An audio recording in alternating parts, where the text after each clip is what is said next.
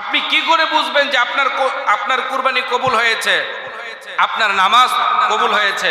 আপনি তখনই বুঝবেন আপনার নামাজ কবুল হয়েছে, আপনি বুঝবেন তখন আপনার নামাজের প্রতি আগ্রহ আরো বেশি সৃষ্টি হবে। যখন কথা কি বোঝা গেল? নামাজের প্রতি যদি আপনার আগ্রহ আরো বেশি সৃষ্টি হয় তাহলে বোঝা গেল যে আপনার নামাজ কবুল হয়েছে। এরকম ভাবে কুরবানি দেওয়ার পরে আপনার যদি এই কুরবানির দেওয়ার এই পশুর গোশতের প্রতি যদি আপনার কোনো লোভ লালসা না থাকে, এগুলো যদি মানুষদেরকে বিতরণ করে আপনি দিয়ে দেন, তাহলে বোঝা গেল যে আপনার কুরবানিটা কবুল হয়েছে।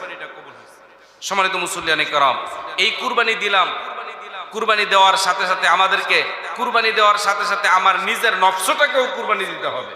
পশু কুরবানি দেওয়ার সাথে সাথে নিজের নফসটাকেও কুরবানি দিতে হবে। এর মাধ্যমে আমাদের নিজেদের ভিতরে কোনো হিংসা রাখা যাবে না। সুদ, ঘুষ, হারাম উপার্জন এগুলো সব বন্ধ করে দিতে হবে। এগুলো যদি আপনি বন্ধ করে দিতে পারেন তাহলেই বোঝা যাবে যে আপনার কুরবানিটা আসলে কবুল হয়েছে। তার কারণ এগুলো হচ্ছে একটা আলামত।